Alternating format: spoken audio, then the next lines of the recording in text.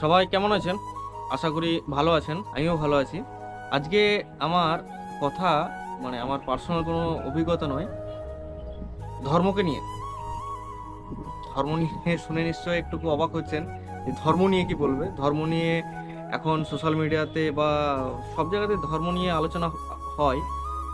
তো আমার আলোচনার বিষয় কিন্তু ধর্ম নিয়ে সম্পূর্ণ আলাদা। আমার ভিডিও প্রতিটা ধর্মের মানুষ দেখেন। তো আমার ধর্ম নিয়ে কথাটা হচ্ছে, ধর্ম তো আমাদের প্রত্যেকের ধর্ম বহু পুরাতন ধর্ম।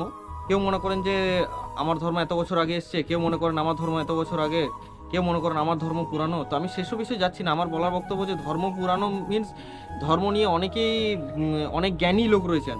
আর আমরা এই সামান্য বছর জীবনটাতে, আমার এই 30-35 বছর বয়সে আমি বিশেষ কিছু জ্ঞান অর্জন করিনি। আমি সামান্য কিছু জানি। হতে পারে আমার কথার মধ্যে ভুলও হতে পারে।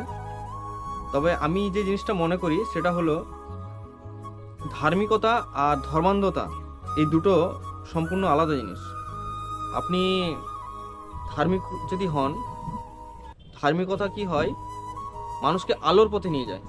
আর ধর্মান্ধতা মানুষকে অন্ধকারের দিকে ঠেলে দেয়।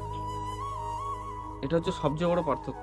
আমার এগুলো বলার উদ্দেশ্য হলো, প্রত্যেকে নিজ নিজ ধর্ম সম্পর্কে জ্ঞান অর্জন করুন।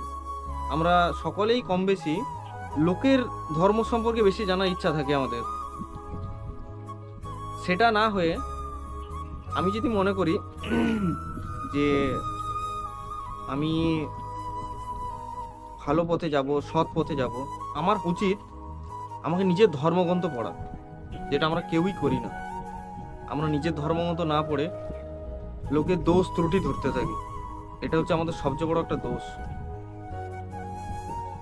মেন হচ্ছে যে যদি সবাই নিজের নিজের ধর্মগ্রন্থ আমরা নিজেরা পড়ি, যে যার ধর্মগ্রন্থ আছে, প্রত্যেক ধর্মের নিজস্ব একটা ধর্মগ্রন্থ আছে, সেই ধর্মগ্রন্থ সম্পর্কে পড়লে আমরা একটা জিনিস অন্ততপক্ষে শিখতে পারবো। যেটা হচ্ছে, কোনো ধর্মকে ছোট করতে শেখায় না। কোনো ধর্মকে হিংসা করতে শেখায় না। কোনো ধর্মকে আঘাত করতে শেখায় না।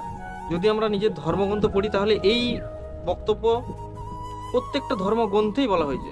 জানি না কে কিরকম ভাবে নেবেন কথাগুলো, তবে আমার যতটুকু মনে হলো এই ছোট্ট মাথাতে, হতে পারে ভুল আছে আমার কথার মধ্যে, ভুলটাকে শুধরে দেওয়ার চেষ্টা করবেন।